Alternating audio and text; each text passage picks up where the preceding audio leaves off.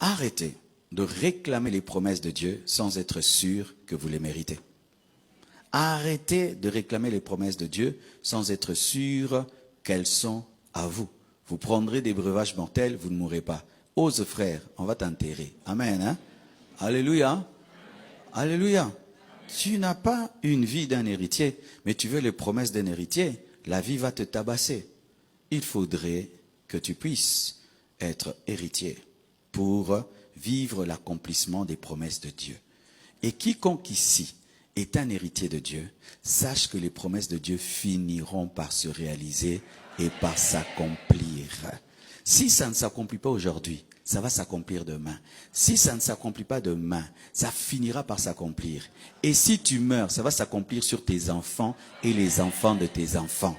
Parce que la promesse de Dieu doit révéler la fidélité de Dieu, qui n'est pas un homme pour mentir, ni fils de l'homme pour se repentir. À temps-là, elle s'accomplira certainement. Amen. Elle s'accomplira certainement. Et dans la dimension des promesses, il y a plusieurs sortes de promesses. Il y a les promesses spirituelles, matérielles et financières. Dieu promet tout. Dieu promet l'argent, il promet l'onction, il promet le social. Tout ce que Dieu t'a promis, si tu es son héritier, ça va se réaliser. Dieu peut te promettre une maison et puis tu as la maison. Dieu peut te promettre le voyage et puis tu voyages. Dieu peut te promettre un mari et puis Dieu te donne un mari. Dieu peut te promettre une femme et puis te donne une femme. Dieu peut te promettre un travail et puis Dieu te donne le travail. Dieu peut te promettre une délivrance et puis te délivre. Dieu peut te promettre de te libérer d'un péché et puis te libère de cela. Dieu peut te promettre une onction de guérison et puis tu commences à guérir les malades. Toutes les promesses, toutes les promesses, toutes les promesses. Donnez-moi un amen. Deuxième héritage, c'est partager la gloire en tant qu'enfant adoptif. Aucun de nous n'est un enfant né dans la maison de Dieu. Nous tous, nous sommes des enfants de Satan que Dieu a adoptés. Enfants de Satan adoptés, donne-moi l'amen. Osiliki. Yo bando sambela nluuma maman.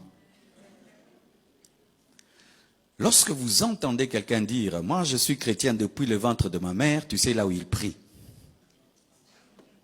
À côté ici. On n'est pas enfant de Dieu depuis le sein de la mère. On devient enfant de Dieu. Et donc, avant que tu ne deviennes enfant de Dieu, tu étais l'enfant de qui?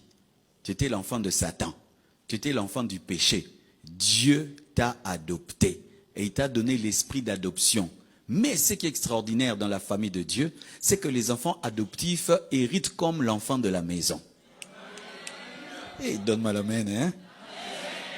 La prédication n'est pas puissante quand on commence à crier. Elle est déjà puissante. Au lieu de penser seulement comme ça, l'église a 200 000 personnes. Vous êtes des enfants adoptifs. Enfants adoptifs, alléluia. Amen. Ça donne l'humilité. Amen, hein? Nous tous, nous sommes nés en dehors de la maison de Dieu. Et puis Dieu, par sa grâce, nous a greffés à son Fils Jésus pour qu'on puisse hériter avec son Fils Jésus. C'est pourquoi il nous a donné maintenant l'esprit de son Fils qui nous a adoptés dans la maison de peur que nous soyons des enfants bâtards. Et que nous ayons le langage et l'éducation de la maison. C'est pourquoi nous avons le Saint-Esprit pour que nous ne soyons pas des enfants impolis dans une famille polie. Donne-moi la main, je vais t'expliquer. Imagine que tu adoptes un koulouna et puis tu l'amènes dans ta maison. Si tu l'adoptes et tu l'amènes dans la maison, sans l'éduquer, tu auras des problèmes dans la famille, n'est-ce pas? C'est pourquoi Dieu nous donne le Saint-Esprit pour nous enlever l'esprit de koulouna de Satan, afin qu'on ait l'éducation de la maison.